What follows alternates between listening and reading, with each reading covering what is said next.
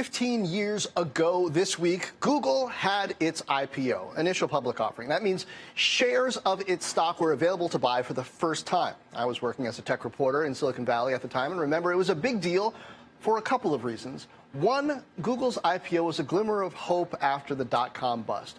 Two, Google was trying to reinvent the IPO by making it more transparent. They used a process called a Dutch auction. Well, today, the IPO hasn't changed for the most part, but maybe it's about to. Prominent venture capitalist Michael Moritz of Sequoia Capital wrote an op-ed this week arguing that Slack and Spotify are leading the way to a better day where Wall Street fat cats won't control and mystify the process of going public. But what would that mean for mom-and-pop investors, and what would it mean for startup employees who are just looking to make good after a lot of hard work? Well, welcome to Fort Knox, Rich Ideas and Powerful People. I'm John Fort from CNBC here at the NASDAQ market site overlooking Times Square. This week, to talk the future of the IPO, I've got Mr. IPO, Jay Ritter, University of Florida, Cordell Professor of Finance. Also joining me later on here at the NASDAQ, I've got Kevin Delaney, Quartz Editor-in-Chief, and from San Francisco, Connie Loizos, TechCrunch Silicon Valley Editor, and my former colleague at a certain newspaper in Silicon Valley. Jay, I want to start off with you. We're going to go really deep here, I hope, on IPOs, but let's start off with the basics. What's an IPO for? An IPO occurs when a company sells securities to the public for the first time. It could be a bond offering or an equity offering, but normally when people talk about IPOs, they're talking about a stock offering. Yeah, and a lot of companies want to make some money, want to get some cash in that process, but not everybody, right? Right. The vast majority of IPOs, the company raises some money. Sometimes existing shareholders sell some stock as well. And occasionally, as with Spotify and Slack, the company didn't raise any money at all. They just started trading, and existing shareholders sold some of their shares. And this is a big deal, right? Because the founders have been presumably, in a lot of cases, kind of scrimping by for a long time, working hard, hoping this thing will get big. They had early investors who took a big risk. Most of these things just blow up, but maybe occasionally there's that one or two that'll actually become big companies. And then there are the employees who joined this thing early on. Maybe they could have gone to an established outfit, but they went to a startup hoping for this day when they'd be able to sell their stake in the company, or at least part of it, to someone else, right? So how does this moment work now? Does it work well? It works imperfectly. There are a lot of room for improvement. A typical IPO, the lower-level employees are not selling any shares. And then typically 180 days later, about 6 months, there's the end of the lockup period. If they didn't sell in the IPO, their shares are locked up until that lockup ends, and then they can sell as many shares in the open market as they would like to. And the purpose of this lockup is, correct me where I'm wrong here, normally in the traditional IPO process, the banks come in and they create new shares of the company, and then they offer those to the public. And they want to keep things stable, so they can't have all the existing shareholder base just selling, or it's not really a good price environment for everybody else. So they say, okay, everybody hold off for half a year. Everybody who's already got stock, hold off for half a year on selling while we create this new stock and offer it to the public, right? That's part of the reason. The other reason is if individuals, including executives, could sell stock right away, they'd have an incentive to mislead the public in the offering document, paint too rosy a picture, and then dump their shares as soon as they could before any bad news came out. All right, so tell us about the direct listing, because it works different. We've seen Slack do this, I believe Spotify, and there's no lockup there. Does that mean that we can't trust what they say in their documents? No, the documents do have to be approved by the Securities and Exchange Commission, where they're looking for accuracy. The SEC does not take any position on whether they think the stock is priced too high or too low. Government bureaucrats have decided we're not going to do that. But with Spotify and Slack and their direct listings, A lot of employees wanted to diversify some of their holdings. A lot of them had a lot of eggs in one basket. And also some of them wanted cash to, for instance, buy a house. Yeah. So part of what seems to be happening, it seems to me, is Silicon Valley is going through its typical process of trying to eliminate the middleman. Right? I mean, you see it with like Redfin in real estate. We've certainly seen it in retail with trying to eliminate real estate from the equation in e-commerce.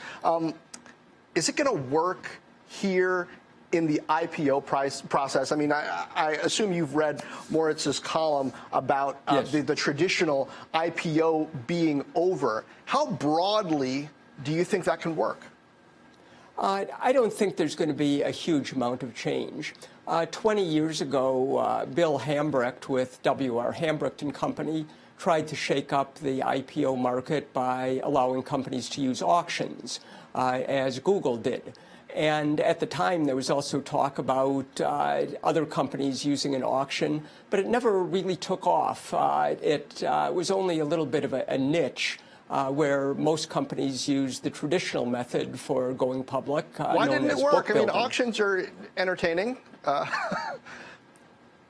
I think one reason that it didn't work is the middlemen, the underwriters didn't want it to work. In Google's IPO, they sabotaged the deal by encouraging institutional investors to bid low. And Google wound up getting a lower price than they could have because the institutional investors followed that guidance and bid low. So, I mean, but I thought that sort of stuff wasn't supposed to work anymore because it's the digital era and everything can be open. You mean the middlemen can still hold their ground, at least in this forum when it comes to the IPO, and win just because they say so? Well, that seems to be the case. Indeed, this year, the average first-day return from the offer price to the first close has been 25%, which is actually the highest number since the internet bubble 20 years ago. So companies, on average, are getting considerably less than investors are willing to pay for the stock. Huh. And that is why, I mean, I've been going back and forth in messages with Bill Gurley from Benchmark, for example, who's been very vocal in his criticism of how the current system works, that it's too opaque, that a lot of companies would be better off going direct. How important is it whether the Airbnbs of the world, some of these other big startups that we expect to see IPOs from in the next year or two, that they maybe choose a non-traditional route if this is really going to take off? I think there's a good chance that some of them will. With smaller companies, they also want analyst coverage from investment banks. And for the smaller companies, if they don't do the traditional IPO mechanism, a lot of Wall Street firms refuse to have their analysts cover the stock. But with a company like Airbnb, they don't have to worry about that. Yeah. Well, I guess, once again, in this forum at least, the bigger guys can call the shots. Jay, thank you. Lots of great insight there. Once again, we are talking IPOs, the future of the IPO here on Fort Knox this week on the 15-year anniversary week of Google's IPO. And now that we've covered what exactly an IPO is, let's talk about why a company would pursue one or not, the good and the bad. Joining me now to help break it down, TechCrunch's Silicon Valley editor Connie Loizos and Quartz editor-in-chief Kevin Delaney, who covered Google's IPO back in the day with the Wall Street Journal. Guys, welcome. Hey, John. Hi, John. Connie, it's been a long time, first of all. Great to have you I know. here at Fort Knox. Yeah. We worked together 10 plus years ago. Tell me, I mean, John, you're dating seeing you're seeing this process from the West Coast perspective. You know, you've always had, or long had, good sources with the VC community. How serious is it this time, this idea of shaking up the IPO process? You know, I honestly don't know, John. You know, I heard you talking to Jay about the direct listing, which, again, Michael Moritz, famous VC, is a big advocate of, as Bill Gurley is. But, you know, I do wonder if investment banking can be disintermediated anytime soon. I mean, so we've gotten rid of, you know, booking agents for travel. Stockbrokers have sort of gone away. But I think when you're dealing with a really big transaction, you know, you still want somebody whispering in your ear. I think that's why we haven't really seen real estate agents go away as quickly as we thought we would. Yeah. So I'm not sure what's going to happen. To Jay's point, I think there are certain companies that can pull it off, but I think it's a pretty small group. And one of the starting points is that they don't need to raise money. A direct listing is not a fundraising event for a company. They're basically letting their employees and early shareholders liquidate their shares, but they're not raising any money themselves, which is sort of a key differentiator. Yeah, and Kevin, I still like having a real estate agent. I mean, that's a lot of money to mess around with usually. Yeah. Especially, you know, I lived in Silicon Valley. The houses out there are ridiculous. So, but you are also seeing this process. You saw the Google IPO up close. I remember that being wacky, right? Because we had reporters in the Merck newsroom who were trying to participate in the auction so we could explain to the readers what it was like. We had never really seen anything like this before. What's the legacy of that day as it relates to today's IPO I think there are a few process? legacies, and some of them actually have carried on. The idea of doing a Dutch auction never really caught on. And part of it was that Google's experience with it was very mixed. They went in and say, let's have an auction instead of having investment bankers. What happens is you do a roadshow, the investment bankers talk to big institutional investors, they try and get them excited about the shares, and they come back and they say, okay, we think there's interest at $80 a share, $100 a share. You know, as Bill Gurley complains, it's a totally opaque process. And what Google wanted to do is like break that out in the open. Let's have people submit bids, tell us what they're willing to pay, and then, you know, effectively let that decide.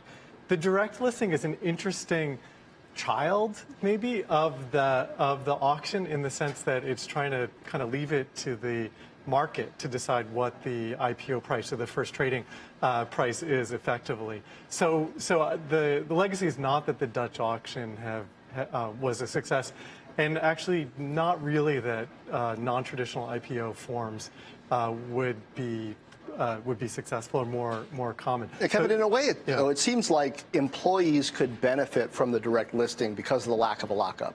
Yeah. Right? I mean, if you're looking to just get the opportunity to sell some shares and for, you know, transparency, then that part could be good. I think that's true. The other way in which employees benefit, obviously, is, you know, as Jay Ritter was saying, there's about 25% difference between the offer price and the closing price on the first day. Employees, or anyone who's a shareholder who's selling into the IPO, actually misses out on that 25%. And there are some employees sometimes who are allowed to sell into these IPOs. And so that's another way in which they benefit from the direct listing.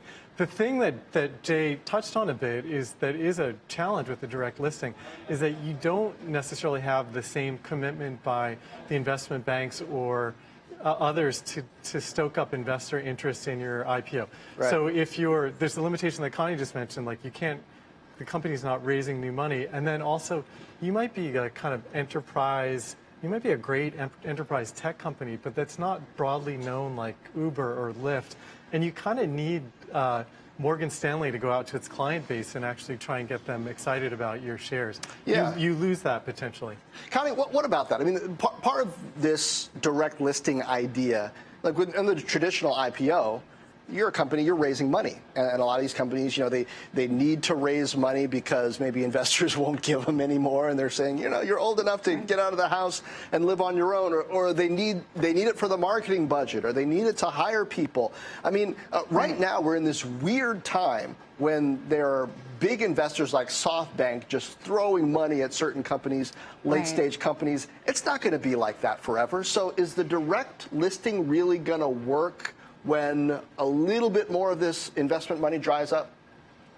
I think you're absolutely right, and that's also why I'm sort of skeptical. I think certain companies will get through. Kevin was exactly right about Slack. My understanding is that although in Silicon Valley, Slack is, of course, very well known, they had to do a lot of sort of educating of the shareholder base to make sure that they understood what they were getting. They also had to just sort of manage everyone's expectations. You don't want everyone to sell their shares on day one of the listing, or the stock is going to tank. So they have to sort of assess how many employees are going to be selling on this day, how many of their institutional investors are going to be selling, and what percentage of their holders are they going to be holdings will they be selling. But to your point, yes, there's been a lot of money that have kept these companies sort of very well funded, and so they are in a situation, including SoftBank, Slack, where it didn't have to raise money. But if SoftBank, which I think your viewers probably know is this Japanese conglomerate, has been, investing a $100 billion fund and has been talking about a second $100 billion fund. If that second fund doesn't come to fruition, and I do have reason to think, I think the talk in Silicon Valley is that money real? This is a company that's sort of very complicated. There's a lot of debt involved. I don't think we really know what's happening, but if that money were to disappear or other sources of money were to disappear, I think it would really change the whole sort of proposition and promise of a direct listing. Yeah. All right. We are talking this week on Fort Knox about IPOs, the good and the bad, and whether the process is changing. And something we like to do is get some digits. We're going to do that right now. A few numbers that caught my eye this week when it comes to IPOs. Series, what's the first one? $6.4 billion. $6.4 billion. That's how much money was left on the table for 2018 IPOs. That is based on the closing market price on the first day of trading minus the offer price multiplied by the shares offered. Basically, what that means is when that price pops from the IPO price the first day, the company isn't getting that money and the increase from where the stock closes. So if they had priced the IPO at the higher price, they would have actually walked away with a bigger haul. And this is one of the arguments that folks like Bill Gurley, who are arguing that the system needs to change, that they make, saying, hey, look, there's money being left on the table. But not always, Kevin, because look at Uber. Yeah. Well, and in fact, the shares are down. Uber is down something like 25% since their offer price. And so, yeah, I mean, this pop is like a creation. It's a structural. It's one of the things that bankers are aiming for, and companies go along with because they believe that it's a good public relations to show that your company is so popular. On the first day, your share price is up 50%, and for the banks, it's great because they are able to go to their clients and stoke up interest, saying like, just buy these shares. They're going to go up. That IPOs go up 25% on the first day. You can't beat that kind of return. So let's do a little thought experiment. I just thought about it. Connie, what if Beyond Meat had done a direct listing? I mean, this is a stock that has gone absolutely nuts since it went public. And in a way, it's like it's hard to argue that they left a lot of money on the table because looking at the numbers behind the company, how could anybody say, yeah, this should really be above $100 a share? But, I mean, that's where it is now. What do you think would happen if a company like that, that's not necessarily super well known, that's no Google, but they're selling plant-based meat alternatives, if they had done something like a direct listing? I mean, I'm as shocked as anybody that Beyond Meat's shares took off like they did. So I would posit that it would not do very well, that it would be sort of overlooked unless they, again, had bankers like, Morgan, Goldman sort of talking up their book privately, because these guys do get paid as advisors. So they're not doing the same extent of sort of work that they're doing when they're underwriting a traditional IPO, but they are sort of reaching out and sort of trying to drum up some interest. But I don't think it would have done very well, which, again, sort of underscores why this is sort of limited. But I think, sort of related to the IPO topic, the big sort of, I think, concern for American investors, which, VCs, I think, maybe don't care quite as much about, is that these companies are staying public so long that all their value and appreciation is being sort of, is accruing to the venture investors themselves. I mean, Benchmark was a very early investor in Uber, so of course it did fantastically well from the IPO, and it was selling shares, I'm guessing, earlier, it was still a private company. So I think that's a much bigger issue. I mean, we have far fewer IPOs on the whole than we did, say, like in 1996. I mean, I think there's maybe half as many. I think that's great. I actually kind of differ on Beyond Meat in that it's a consumer brand, and I think that they have that advantage of actually being something that people run into supermarkets and now in fast food chains and elsewhere. And so it's a little bit different, I think, than Slack, whose kind of exposure every day to people is a little bit different. At the same time, it's hard to imagine that a direct listing would have produced the sort of stock market run that we've now seen for that company. Yeah. All right, Siri, let's get the next digit. 22.5 million. 22.5 million is the amount of shares Google sold on its first day of trading 15 years ago. And again, it's hard to imagine. Look at them, they're so happy at the NASDAQ. Actually, I don't know if they're physically at the NASDAQ, probably, but they set up these little stations in Silicon Valley where you could look like you were on Wall Street, but you weren't really. Do you remember, Kevin? Because you were covering it, where they actually were? Yeah. I think they were here, if I remember correctly, because they like were taking flights back and forth and weren't available. It kind of looks like that room downstairs. It's hard to imagine that this company had a not so great, perhaps, IPO, but Facebook too had some trouble. Yeah. I wonder, are we heading into an era where there's even more of a stratification between the haves and the have-nots, or the knowns and the less knowns, between the kind of process, Connie, that they take to going public? That's a good question. I'm not really sure, but I think what's interesting to note about, you're talking earlier about the legacy of Google. I don't know if you've touched on this, but the dual stock share structure has also been sort of game-changing. And I think, Kevin, am I right? Was Google one of the first companies to Google is definitely one of the first, structure? and that is a serious legacy where the founders were able to have control of the company through a much smaller shareholding of super voting shares. Which is an innovation they borrowed from the newspaper business, media companies that used to do that all the time because they need to be able to think long term, and they're big, powerful, never going to fail institutions. Boy, we see how that worked out, all of us. Kevin, so if the process isn't going to change that much, what do you think happens to this conversation when things cool down a bit? I think, this is an unusual IPO season in that there's so many companies that are going public right now. As Connie was saying, that there's been this pent-up supply of potential IPOs because these companies have stayed private unusually long. And so I think what we're seeing, the moment we're in, is it's like the end of the cycle. People see the risk of a recession. The stock market's pretty rich right now, and they're just trying to get in this window. And companies like Palantir and Airbnb will be interesting. Will they actually make this window before things turn colder? I don't know the answer to that. But I also believe that there's so much inertia for the current IPO model that I would be surprised if beyond select few names that don't need to raise money, like the Slacks and the Spotifys, that form catches fire more broadly. Connie, what happens to employees? I remember being in the Valley 15 years ago in my mid-late 20s and had a friend, through a friend of a friend, who worked for Google. And she did quite well with the IPO. Eventually, she stopped working. Will never have to work again in her life. Right. Does that still happen? I mean, there were stories back in the day about secretaries, office managers who would get shares, and then a company would IPO, and they'd be millionaires. I feel like the way things are structured now, that happens less. It happens less because they're getting rich sooner than that in some cases. So a lot of these companies are having these secondary sales. While they're privately held companies, their shares are trading on secondary marketplaces, which are frankly becoming almost as big, if not bigger, than the public share marketplace. So they're sort of, a lot of companies will say you can sell maybe 20% of your shares because we want you to be comfortable, but we also want your interests to remain aligned with ours.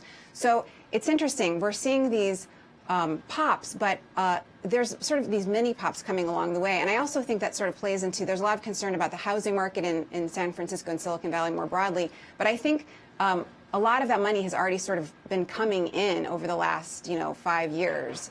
So that sort of lessens the impact of the IPO itself, I think. I also think it's our moment now in history where, 15 years ago it was novel that you had Charlie Ayers, the chef at Google, who became this massively rich guy and left the company, and others like that. Now there is this tech backlash, and I think it's probably less cool and less acceptable to be someone who made $1 billion on some of these companies. Like, the extent of the wealth, given the national conversation about inequality, I think means that people are much less likely to talk about just how rich they are than they were 15 years ago. I think we still love that story, though, like the artist at Facebook who spray paints the wall and does the mural and takes shares instead of cash and ends up making millions. I mean, that feels somehow. Yeah, I think there was a moment where that was the story and people could buy into it. And I think now people are much quieter about about that sort of good fortune. Huh. Well, I don't know. It seems like people are still chasing it, but perhaps it's going to be hard to change the system. Kevin, Connie, thank you. A lot to think about in IPO land. And for this week, that'll do it.